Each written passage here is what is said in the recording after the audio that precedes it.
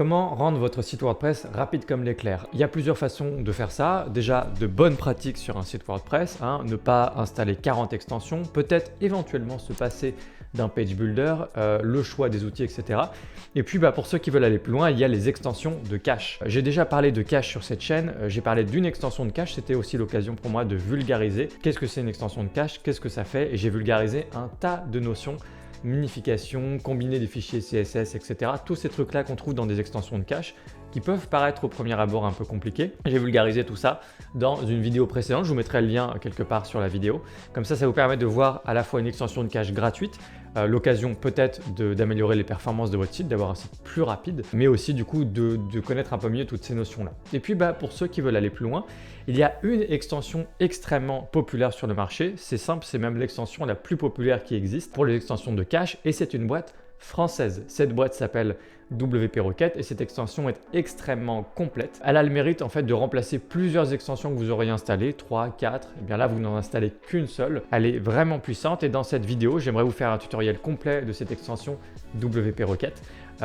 Cache au programme, préchargement, nettoyage de base de données, plein de belles choses qu'on va voir ensemble. Je vais vous donner selon moi les meilleurs réglages, en sachant qu'évidemment les meilleurs réglages peuvent dépendre aussi un peu de votre projet, de votre configuration technique, chez quel hébergeur vous êtes, etc., etc. Je vais juste vous donner un maximum de bons conseils qui devraient suffire pour le plus grand nombre. Et puis ensuite pour les gens un peu plus techniques, vous pouvez affiner un petit peu tout ça de votre côté et voir. Je vais éviter de faire de la vulgarisation et de perdre trop de temps dans cette vidéo puisque je l'ai déjà fait par le passé. Donc on va aller assez vite et je vais simplement vous donner selon moi les réglages qu'il faut faire si vous décidez d'utiliser WP Rocket, qui est probablement l'extension de cache, encore une fois la plus populaire et l'une des plus puissantes et des plus intéressantes sur le marché. Générique. Alors avant de démarrer cette vidéo, j'ai omis de dire, mais évidemment WP Rocket est une extension premium. Beaucoup d'entre vous le savent déjà, mais pour ceux qui ne le savent pas, ça veut dire que c'est une extension que vous devez acheter, uniquement acheter, et il n'y a pas de version gratuite. C'est un choix qu'ils ont fait de modèle d'affaires, qui est un choix qui n'est pas inintéressant, puisque ça permet quand même de faire d'office un super produit de toute façon, et WP Rocket est un super produit. Donc, soit vous suivez ce tutoriel simplement pour regarder comment ça fonctionne, pour voir un petit peu qu'est-ce que ça vous apporte. C'est vraiment un super outil que j'ai moi-même utilisé par le passé.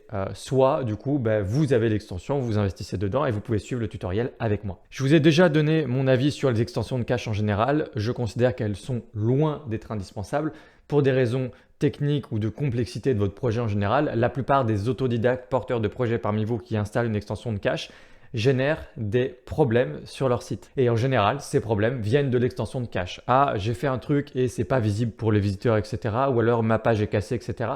Ça vient toujours des extensions de cache. Mais en fait, ça vient pas tout à fait de l'extension de cache, ça vient de vous, du webmaster et du fait que vous ne maîtrisez pas ces outils. D'où le conseil que je donne toujours, dans un premier temps, essayez d'éviter d'installer ce genre d'outils si vous pouvez vous en passer.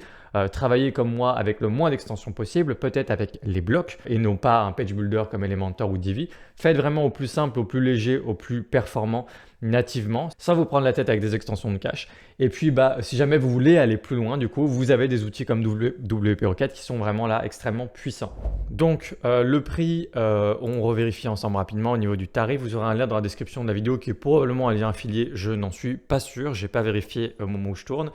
Voilà, donc 49 $ par an. Vous voyez que c'est pas très cher. D'ailleurs, c'était même un petit peu plus cher, il me semble, il y a quelques temps, je ne suis pas sûr. Mais voilà, en tout cas, vous avez les prix en dollars ou en euros. Profitez-en puisque l'euro-dollar a changé et normalement, là, ça ne devrait pas s'afficher comme ça devrait être un peu plus d'euros. Voilà, ils ne sont pas encore mis à jour par rapport à ça. Donc, bon, je vous laisse regarder de votre côté les tarifs, etc. Et puis, nous, on se retrouve directement dans les réglages de WP Rocket. Donc, nouveau menu en bas de réglages, WP Rocket. Vous allez pouvoir vous amuser à faire des tests, par exemple, sur GTmetrix ou d'autres sites de tests pour voir à quel point votre site est plus rapide. Déjà, le site est automatiquement plus rapide au moment où vous installez WP Rocket. Donc, vous pouvez déjà vous amuser à faire des tests avant-après si vous voulez. Ensuite, on va regarder menu par menu et je vais vous donner les réglages qui me semblent convenir au plus grand nombre. Donc, au début, on a l'activation de la licence, tout ça. Donc là, ça ne nous intéresse pas. Et ici, je ne vous invite pas à cocher ça. Ça va envoyer des données pour que les gens puissent améliorer leur plugin, etc. Ça a un petit impact sur la performance de votre site, évidemment, c'est vraiment minime, mais sur le principe, moi, par défaut, je ne le fais pas. Maintenant, si vous les aimez bien, vous pouvez activer ça, ça ne mange pas de pain. On va en venir au vif du sujet. Premier réglage pour ce qui concerne le cache. Encore une fois, je ne vulgarise pas ce qu'est du cache, je l'ai déjà expliqué dans une vidéo précédente. Donc, activer la mise en cache pour les appareils mobiles. Je vous conseille de cocher évidemment cette option pour profiter également du cache sur les appareils mobiles. Par contre, je ne vous conseille pas de créer un fichier de cache à part pour les mobiles. Ensuite, cache pour les utilisateurs connectés. Oui, si vous avez des utilisateurs connectés, type comme moi par exemple un espace membre et vous avez des élèves. Donc des élèves parce que vous avez des formations, etc. Ou alors parce que vous avez un site e-commerce, vous avez des clients qui viennent se connecter régulièrement, etc. Dans ce cas-là, ça peut être intéressant. Donc vous venez cocher éventuellement cette option. Le délai de nettoyage du cache, plus vous mettez une fréquence élevée et plus ça va consommer un peu plus de ressources auprès de votre hébergement. Ce n'est pas forcément un problème, ça dépend où vous en êtes un peu dans votre consommation générale de votre hébergement. Mais je vous conseille de ne pas forcément le faire trop souvent parce que ce n'est pas forcément nécessaire. Si vous ne faites pas des réglages, des changements très souvent sur votre site, dans ce cas, ça ne sert à rien. Vous pouvez laisser le réglage par défaut à 10 heures. Vous pouvez même le montrer facilement à 24 heures, une fois tous les jours. Ça pourrait même être un peu plus du coup, mais voilà, c'est pas forcément nécessaire de le baisser, de purger le cache plus souvent que ça. Par contre, si vous avez un site où vous avez très souvent des changements, où il se passe beaucoup de choses, vous pouvez effectivement laisser ça à 10 heures. Vous pouvez sans doute mettre moins, mettre une fréquence encore plus élevée, si jamais vous faites des changements très souvent. Enregistrer les modifications. Évidemment, là, ça concerne du coup la purge du cache automatiquement. Vous pouvez vous-même purger le cache. Par exemple, ici, vous avez un petit menu WP Rocket et vous avez directement ici vider le cache. Option qu'on retrouve également après. Juste ici, dans tableau de bord, regardez, vous avez vidé le cache également ici. Voilà, donc vous pouvez vider le cache à tout moment vous-même.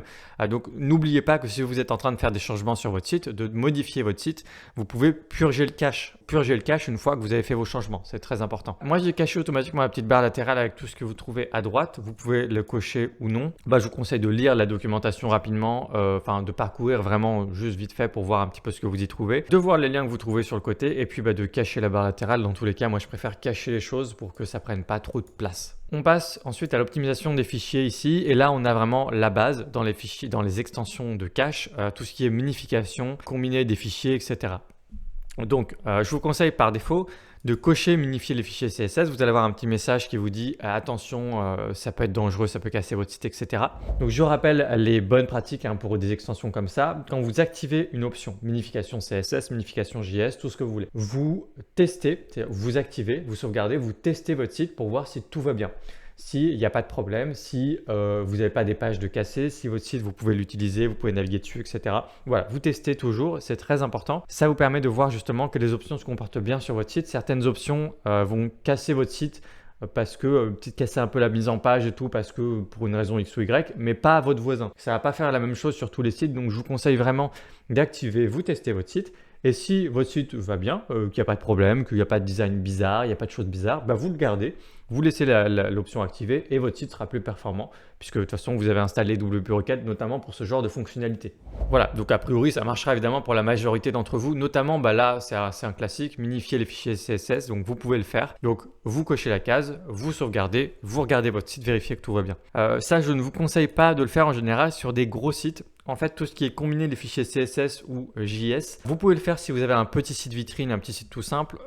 Globalement, à partir du moment où vous avez un site, ne serait-ce que comme moi, un truc un peu plus costaud, même un site e-commerce, etc., je vous conseillerais par défaut de ne pas forcément l'activer parce que ça peut avoir tendance à causer des soucis sur les plus gros sites. Donc faites-le éventuellement si vous voulez, cochez la case, regardez si votre site tout se passe bien, qu'il n'y a rien de cassé, etc. et vous pouvez laisser cocher. Moi simplement je vous conseillerais par défaut de ne pas le cocher, comme ça vous êtes tranquille. Tout ce qui est combiner les fichiers CSS et combiner également les fichiers JS ici. C'est la même chose ici, combiner là et là. Je vous conseille pas forcément de l'activer si vous avez un gros site. Donc vraiment j'insiste sur gros site. Si vous avez un petit site, un petit blog, un petit site vitrine, peut-être même un petit site e-commerce vraiment pépère. Vous pouvez vraiment tester ces options, normalement il n'y a pas de problème, mais vraiment dès que vous avez un gros site, beaucoup de contenu, site avec beaucoup de... Enfin voilà, ça reste ma recommandation, je vous conseille de ne pas l'activer. Ensuite, on a optimisé le chargement du CSS, ce que je vous conseille de faire. Donc là, vous cliquez oui, activer. Ensuite, on a minifié les fichiers JS. Donc là, je fais tout d'un coup, mais je vous ai dit activer un truc par un truc et regardez comment ça se comporte. Là, je vous ai donné mon avis sur combiner les fichiers JavaScript et puis on peut charger le JavaScript en différé et reporter l'exécution JavaScript et enregistrer les modifications. Voilà, donc avec toutes ces petites cases de cocher, mine de rien, votre site devrait être déjà un peu plus rapide, même si c'était déjà le cas de base, juste en installant WP Rocket. On continue avec l'onglet Média. On va activer le Lazy Load pour les images, ainsi que pour les vidéos et les iframes. On va également remplacer l'iframe YouTube par une image d'aperçu. Cette option est très intéressante parce que ça va permettre de ne pas avoir à charger vraiment tout le player YouTube et de charger juste un thumbnail, je ne sais plus comment dire en français, enfin une miniature, juste une image. Et si jamais la personne clique sur la vidéo, Là, on charge la vidéo, on charge le player parce qu'il faut savoir que le player YouTube, c'est un truc qui ajoute vraiment beaucoup de poids, qui ajoute une vraie lenteur à vos pages si vous avez des vidéos YouTube. Donc, je ne vous conseille pas de le faire par défaut. Il y a plusieurs options pour essayer de contourner ce problème vis-à-vis des vidéos YouTube si vous en mettez sur votre site. Mais en tout cas, si vous avez WP Rocket, vous avez cette option et je vous invite vivement à la cocher. Ici, ajouter les dimensions d'image manquantes, ça va les ajouter en HTML directement, me semble-t-il, hauteur, largeur, pour les images qui n'ont pas de spécification directement, ça va les ajouter en HTML. Hop, enregistrer les modifications. On va aller dans le préchargement et on va cocher tout ça. Donc, on active le préchargement du sitemap, on active le préchargement des liens aussi. Ça, c'est assez rigolo. En fait, si vous avez vous avez des liens sur votre site et ça va charger en fait automatiquement en quelques millisecondes. Ça va charger d'avance le lien en fait si vous passez la souris par-dessus. Vous passez la souris par-dessus et hop, ça va charger le lien en quelques millisecondes. Du coup, si la souris, vous la passez vraiment un peu partout, comme moi, là, n'importe comment, ça risque de charger plein de liens d'un coup et ça peut faire un petit pic de consommation CPU sur votre serveur. Mais sinon, voilà, c'est une bonne case à cocher, c'est une bonne option. Cochez en fait tout ce qui est en préchargement ici et puis vous faites enregistrer les modifications. Voilà, ensuite on va passer aux règles avancées et ici vous allez pouvoir mettre vous-même en cache certaines URL. Si vous avez un problème avec certaines URL, par exemple, par défaut, c'est très important, mais c'est déjà le cas. Si vous utilisez WooCommerce, les pages Mon compte, commande, panier sont automatiquement jamais mises en cache pour que WooCommerce fonctionne bien. Ça devrait être le cas avec toutes les solutions e-commerce. Si demain vous utilisez une solution e-commerce concurrente, quelque chose de pas très connu, ou voilà, ça peut être bien de vous assurer que les pages importantes, pages de commande, pages Mon compte, ne soient pas mises en cache. Et dans ce cas, tout ce que vous avez à faire, c'est venir les mettre ici.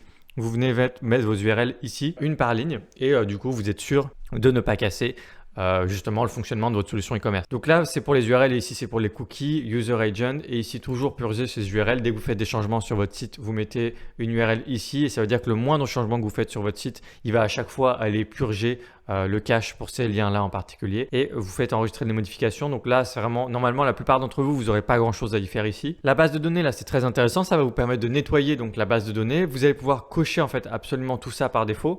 Donc, optimiser les tables, tous les transientes, commentaires, etc. Vous pouvez tout cocher. Et attention avec révision et brouillon auto. Là, ça dépend en fait. Vous avez un système de sauvegarde automatique de toutes les anciennes versions d'une page. C'est quelque chose que vous avez nativement dans WordPress. C'est ce qu'ils appellent les révisions. Et si vous supprimez les révisions ici, vous supprimez la possibilité de revenir en arrière sur une page si un jour vous pensez que vous avez besoin de revenir en arrière sur votre travail sur une page ou autre. Donc, ne supprimez pas trop vite les révisions. Si vous pensez que vous n'en aurez pas besoin, que vous êtes sûr et certain, vous pouvez tout supprimer ici. Pareil, brouillon auto, c'est quelque chose qui se crée automatiquement si vous étiez en train de travailler sur une page et que vous l'avez subitement quitté. WordPress a probablement sauvegardé automatiquement votre travail et ça a fait un brouillon auto. Mais du coup, si vous êtes sûr de ne pas avoir besoin de brouillon auto au moment où vous venez faire votre nettoyage, vous pouvez cocher ça. Mais sinon, par défaut, si vous n'êtes pas sûr, laissez décocher ces deux cases-là et vous pouvez cocher tout le reste. Pour les autres, vous pouvez cocher tout et cliquez sur sauvegarder et optimiser. Si vous ne le faites pas ça souvent, si c'est la première fois que vous le faites, que vous avez un gros site, que vous avez une base de données assez lourde, sauvegardez votre site avant de faire un nettoyage de base de données. C'est évidemment une règle de bon sens. Donc sauvegardez avec n'importe quelle extension de sauvegarde que vous utilisez. Enfin, vous pouvez planifier le nettoyage automatique. Vous cochez ici et vous faites un nettoyage hebdomadaire, mensuel, journalier. Journalier, c'est un peu beaucoup, je pense. Sauf si c'est vraiment un très gros site qui a besoin. Moi, j'en ai pas rencontré. Sinon, hebdomadaire, c'est bien. Et pour les petits sites mensuels, ça suffit largement. Et vous faites une sauvegarde. Ensuite, CDN, on ne va pas trop en parler ici. Ça permet d'avoir tout un réseau de sites qui est là pour prendre une partie des contenus de votre site, des images, des vidéos, plein de choses aussi, du CSS, etc. Et c'est ensuite automatiquement mis à travers tout un réseau de sites partout à travers le monde, par exemple.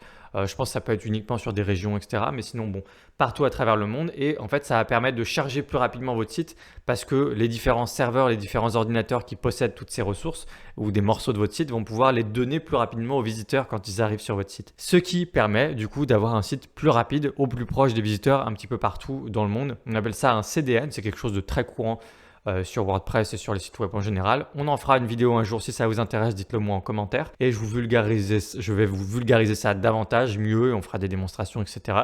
si ça vous intéresse. Ici, on va pas le faire. Ils ont leur propre CDN à eux. Ça a toujours un coût, mais c'est jamais très cher. Ça peut être ce prix-là ou ça peut être même beaucoup moins cher ou plus cher. Il y a vraiment de tout. Et donc, si jamais vous voulez un CDN, vous avez juste à cliquer sur activer le CDN ici et renseigner les URL de votre CDN par là.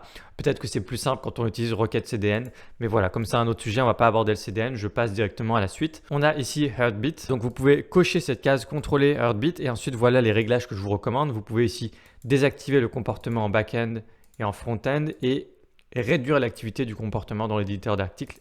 Enregistrer les modifications, vous aurez des petits gains en performance aussi quand vous travaillerez sur votre site WordPress. Enfin, ça va aller assez vite pour le reste. Du coup, il y a la partie ici add-on. Ça va vous permettre de rendre WP Requête compatible avec différents outils ou services, notamment si vous avez un serveur Varnish. C'est le cas quand j'étais moi chez Cloudways. Normalement, ils peuvent le détecter aussi automatiquement en fonction de l'hébergeur chez qui vous êtes. Mais dans tous les cas, ici, vous n'avez rien à cocher par défaut. C'est juste pour rendre compatible la WP Requête avec d'autres solutions, d'autres choses. Optimisation des images, c'est juste un appel du pied à leur extension d'optimisation des images, Imagify. Donc, c'est un autre sujet, mais vous pouvez jeter un œil si ça vous intéresse. Il y a une version gratuite de cette extension. Ça vous permet d'optimiser toutes les images sur votre site, qu'elles soient plus légères, etc. Outils, vous avez la possibilité d'importer ou exporter tous vos réglages, WP Requête ici. Et puis, dans tutoriel, il y a des raccourcis vers tout un tas de tutoriels, a priori en français. A priori. Voilà, je peux juste pour terminer vous montrer au niveau des pages. Quand on va dans les pages, vous pouvez en fait aller dans n'importe quelle page et vous avez des réglages WP Requête pour cette page-là. Donc par exemple, ne jamais mettre en cache cette page-là ou ne pas activer telle ou telle option minification, etc. sur cette page-là. Regardez, je vais dans les réglages et ici j'ai option WP Requête et là je peux cocher ne jamais mettre en cache cette page. Et j'ai également toutes les autres options qu'on a vues ensemble, qu'on a activées ou pas d'ailleurs, ça dépend des options. Et vous pouvez activer ou désactiver à l'échelle d'une page directement, donc c'est assez intéressant aussi. Si jamais il y a une page qui pose problème mais que tout le reste du site ne pose pas de problème, vous pouvez venir sur cette page, ne jamais mettre en cache par exemple, ou désactiver certaines options, minifier, etc. Et pour cette page-là uniquement, et là je peux aussi cliquer sur la petite flèche. Ici, vous avez les petites flèches là qui sont un peu cachées. Si je clique là, ça va me mettre plutôt les réglages WP Requête en dessous comme ça, ce que moi je préfère.